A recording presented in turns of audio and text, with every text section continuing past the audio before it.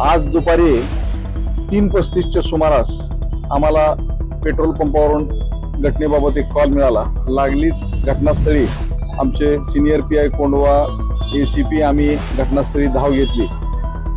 या ठिकाणी गणेश काळे या इसमावरती जवळून मोटरसायकलवरती आलेल्या काही इसमांनी फायरिंग केली आणि त्यामध्ये जागीच त्यांचा मृत्यू झालेला आहे।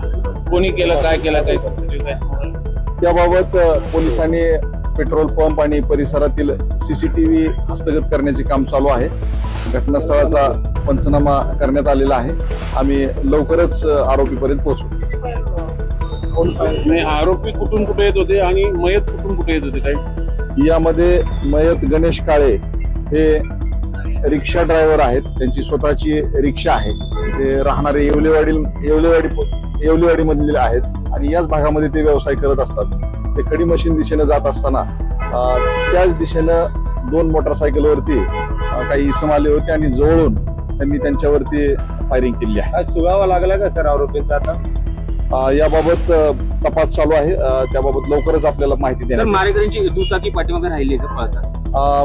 2 मोटरसायकलवरती मारेकरी आलेले होते, तर एक मोटरसायकल आपण जागेवरतीच आपल्याला मिळालेली आहे। तर हा जो मयत इसम आहे गणेश काळे, ह्याची काही पार्श्वभूमी आहे गुन्हेगारी?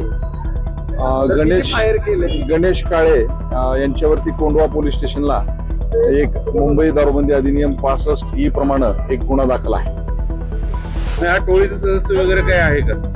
याबाबत आपला अधिक तपास चालू आहे। अंधीकर टोळीतील असल्याचं समजते, नेमकं काय खरं आहे? याबाबत आमची जवळपास 10 पथके आम्ही लागलीच रवाना केलेली आहेत। याबाबत जी माहिती मिळते, गणेश काळेचे भाऊ समीर काळे हे सध्या आपलं तुरुंगामध्ये आहेत आणि त्यांचा त्या प्रकरणाशी संबंध आहे। नेमकी किती राऊंड फायर केले सर? कोयत्याने देखील वार केल्याचं समजतंय। किती राऊंड फायर झाले? 4 राऊंड फायर झालेले आहेत आणि डोक्यावरती कोयत्याचे 2 वार आहेत। आणि किती लोक होते सर? यामध्ये 2 मोटरसायकलवरती प्रत्येकी 2 प्रमाणे असे 4 इसम आलेले होते। सर, मयताचा चुलता सुद्धा दत्ता काळे हा तिथं भारतीय विद्यापीठ प्रकरणात आहे, टेकी प्रकरणात। याबाबत माहिती घेऊन आपल्याला कळवण्यात येईल। तर फॉरेन्सिकची टीम काम करते। खरं तर दिवसाढवळ्या ही सगळी घटना झाल्यामुळे कोंडवा परिसरात भीतीचं वातावरण निर्माण झालंय। गुन्हेगार कुठेतरी पुणे पोलिसांची वचक कमी झाली असं वाटतंय गुन्हेगारांवर? आमचं सातत्याने गुन्हेगारीवरती नियंत्रण मिळवण्यासाठी प्रयत्न चालू आहे। माननीय पोलीस आयुक्त यांच्या मार्गदर्शनाखाली शहरामध्ये गुन्हेगारी टोळ्या असतील, इतर प्रकारच्या गुन्ह्यातील आरोपी असतील, सातत्याने आम्ही यांच्या मागे आहोत आणि निश्चितपणे आम्ही हे सर्व मोडून काढू।